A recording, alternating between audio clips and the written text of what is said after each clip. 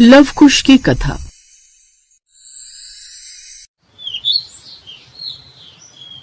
मर्यादा पुरुषोत्तम प्रभु श्री राम अपने 14 वर्ष के कठोर वनवास के बाद जब अयोध्या लौटे तो अयोध्या दियों से जगमगा उठी और हर तरफ जय श्री राम के जय घोष से आकाश गूंज उठा।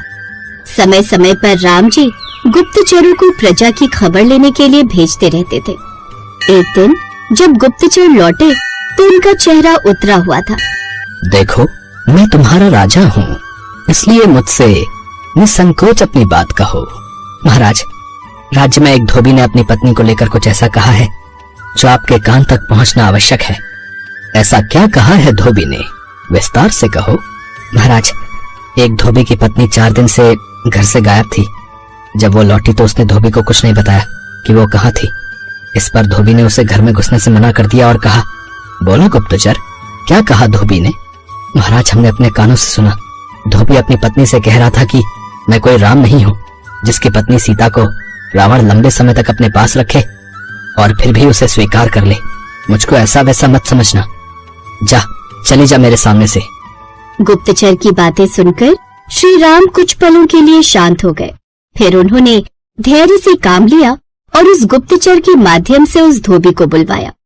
धोबी के आने पर श्री राम ने उससे उस घटना के बारे में पूछा। मैंने सुना है कि तुमने अपनी पत्नी को घर में घुसने से मना कर दिया है और मेरे नाम का उल्लेख किया है। क्या ये सत्य है? हाँ महाराज, ये सत्य है। वो 4 दिन बाहर रही और मुझे कुछ नहीं बताया। इस बात से मैं क्या, पूरा धोबी समाज अब इसे स्वीकारेगा नहीं। मैं इसका त्याग कर दूंगा, बता रहा हूँ। परंतु मैंने सीता की अग्नि परीक्षा लंका में ही करवा ली थी। स्वयं अग्निदेव ने उपस्थित होकर सीता के पवित्र और निर्दोष होने की बात कही थी। क्या तुम्हें इस पर विश्वास नहीं? महाराज, महारानी सीता की अग्नि परीक्षा तो लंका में हुई थी, भारत में नहीं हुई थी। हम लोगों के सामने नहीं हुई। जो अग्नि परीक्षा हमारे सामने नहीं हुई उसका क्या विश्वास और क्या भरोसा। धोबी की ये बात सुनकर राम निरुत्तर हो गए। वे राजधर्म की बेड़ियों में जकड़ चुके थे। प्रजा के मन में उठी शंका का निवारण करने और राजधर्म का पालन करने के लिए उन्होंने सीता के परित्याग का निर्णय लिया। यह निर्णय उस समय लिया गया जब माता सीता गर्भवती थी। उन्होंने लक्ष्मण को बुलाया और सारी बातें बताने के बाद सीता जी को किसी जंगल में छोड़कर आने को कहा। लक्ष्मण, मेरा आदेश है, तुम्हें सीता को जंगल में छोड़कर आना होगा। प्रजा के मन में उठे संदेह को शांत करने और राजधर्म की मर्यादा बनाए रखने के लिए ये आवश्यक है। राजधर्म के बंधन में हम सब बंधे हैं। भ्राताश्री, ये कैसे संभव है? भाभी माँ पवित्र हैं और निर्दोष भी। आप ऐसा कठोर निर्णय कैसे ले सकते हैं? लक्ष्मण, मेरे हृदय में भी उतनी ही पीड़ा है जितनी तुम्हारे, परंतु एक राजा के लिए प्रजा का विश्वास सर्वोपरि है। ये मेरा आदेश है और तुम्हें इसका पालन करना होगा। श्री राम के दृढ़ निश्चय को देखकर लक्ष्मण को ये कठिन कार्य स्वीकार करना पड़ा। अगले दिन सुबह मुंह अंधेरे ही सीता जी को वन में छोड़ आने की बात तय हुई। लक्ष्मण जी जानते थे कि माता सीता के साथ ये अन्याय हो रहा है। उनकी ऐसी अवस्था में राजा राम का फैसला प्रजा के हित में हुआ। उधर माता सीता महर्षि वाल्मीकि के आश्रम में रहने लगी और इधर प्रभु श्री राम एक राजा होते हुए भी एक सन्यासी का जीवन व्यतीत करने लगे।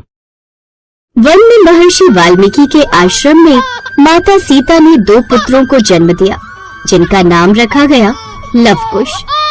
जिस समय प्रभु श्री राम और माता सीता के दोनों पुत्रों का जन्म हुआ उस समय संयोग से राम जी के छोटे भाई शत्रुघ्न आश्रम में ठहरे हुए थे। कैसा संयोग है कि अयोध्या का सूर्यवंशी राजकुमार यहाँ है और आश्रम में 2 सूर्यवंशी बालकों ने जन्म लिया है। राजकुमार शत्रुघ्न, जो कि बालकों के पिता, इस समय यहाँ नहीं है। सूर्यवंशी होने के कारण आप इन बालकों के चाचा भी लगते हैं, इसलिए चाचा होने के नाते बालकों का जातक संस्कार करें। जो आज्ञा गुरुवर। ये तो मेरा सौभाग्य है कि मैं 2 सूर्यवंशी बालकों का स्वयं अपने हाथों से जातक संस्कार करूंगा।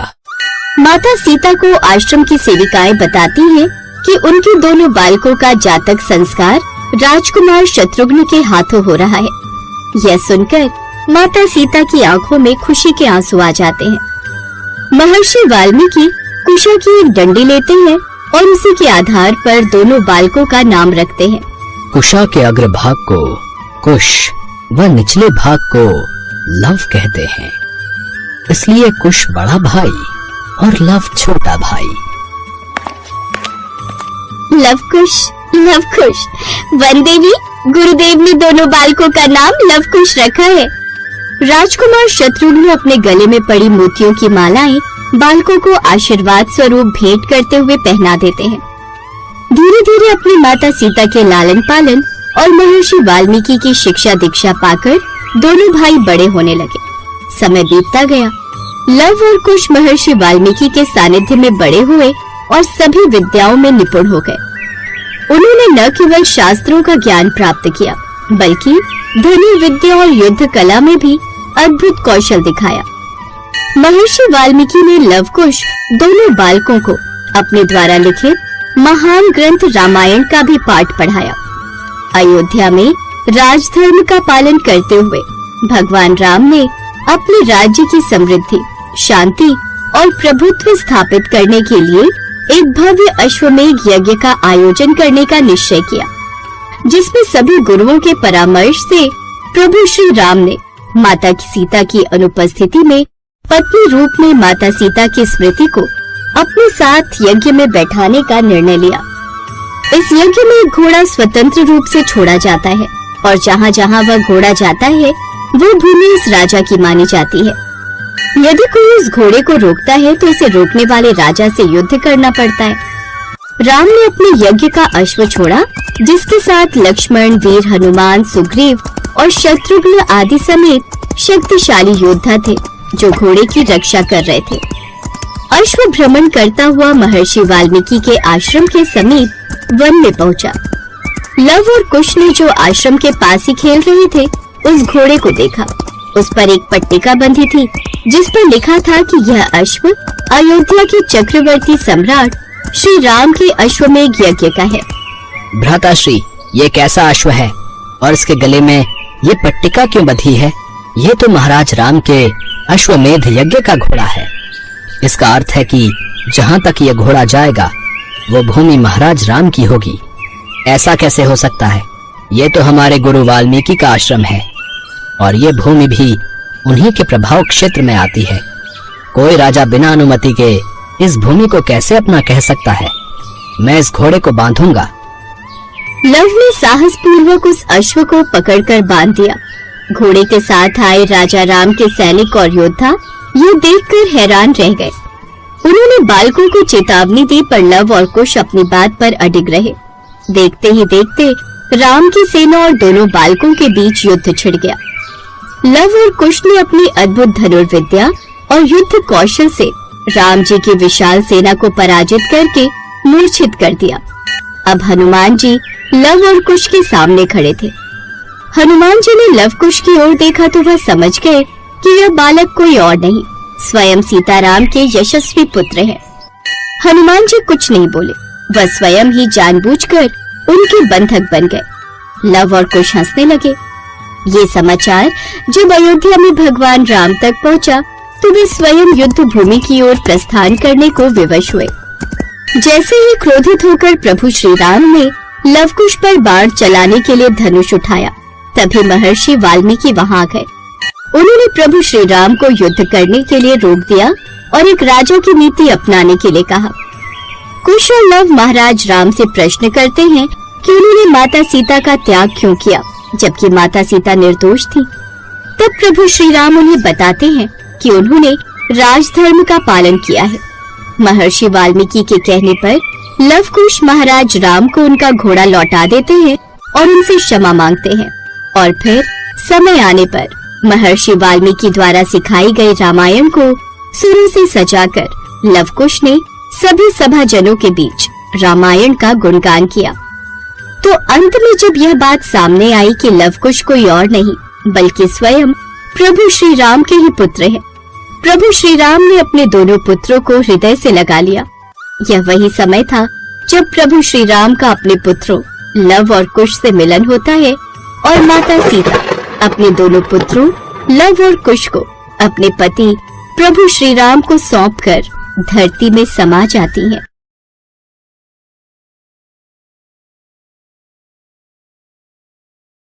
भगवान राम ने त्रेता युग में सारे कार्य संपन्न कर लिए थे और उनकी सारी लीलाएं समाप्त हो चुकी थी। धरती पर उनके जीवन की अवधि भी समाप्त होने का समय आ चुका था।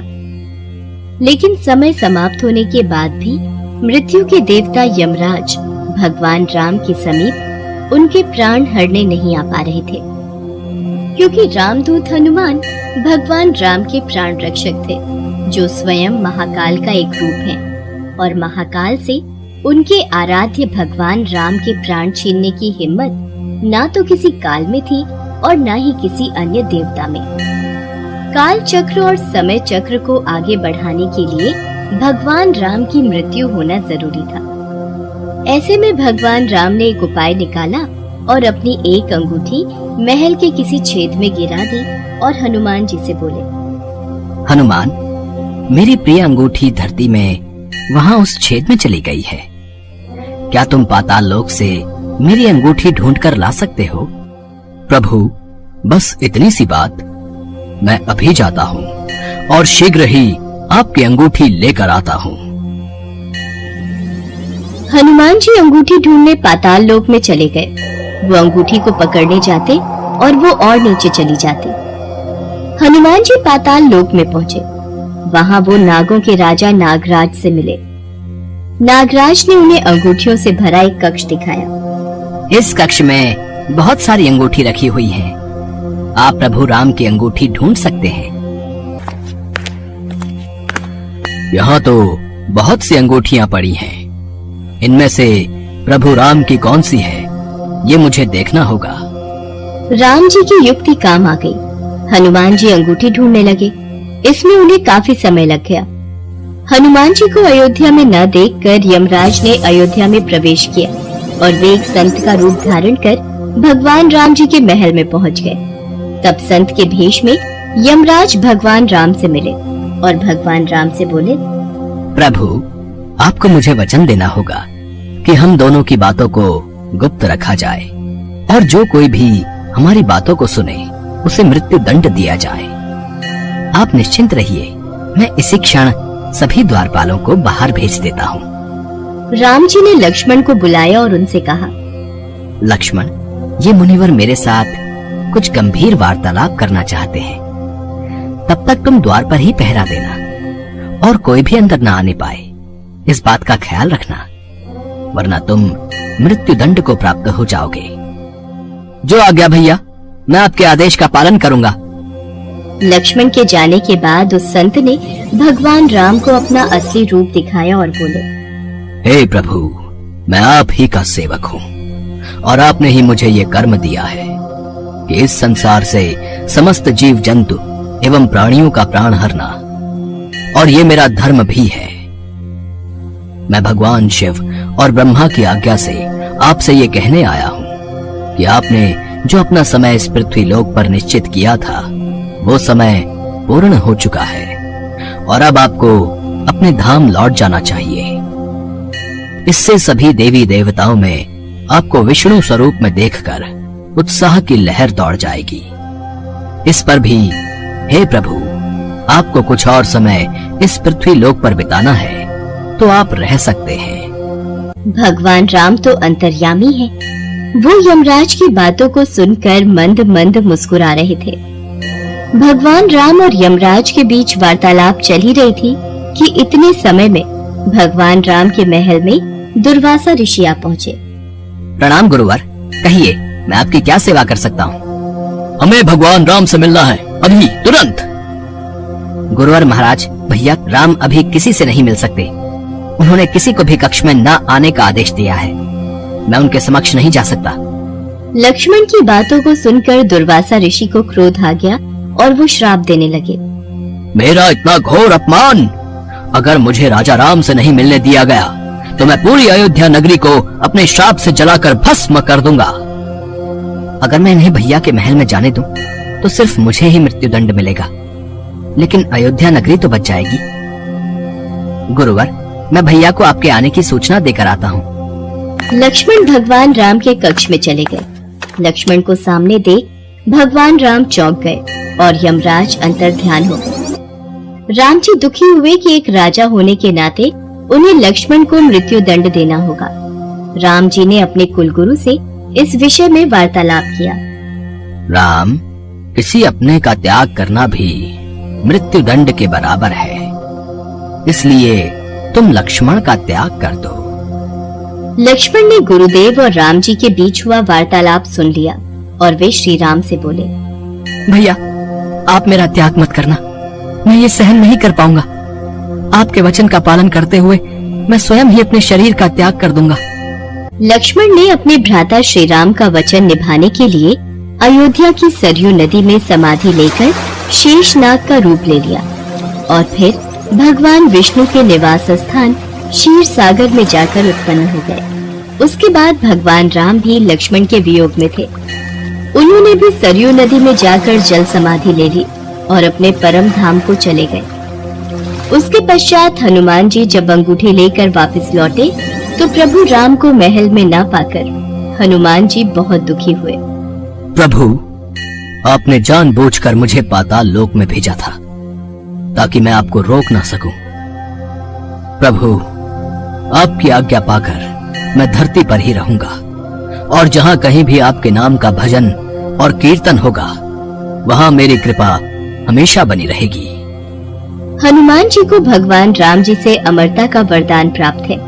इसीलिए कहते हैं कि आज भी जहाँ कहीं पर भी भगवान राम के नाम का भजन कीर्तन होता है, वहाँ हनुमान जी अवश्य आते हैं और भक्तों को अपना आशीर्वाद देते हैं।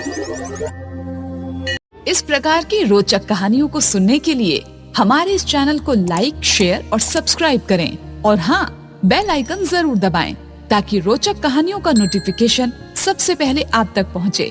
नमस्कार।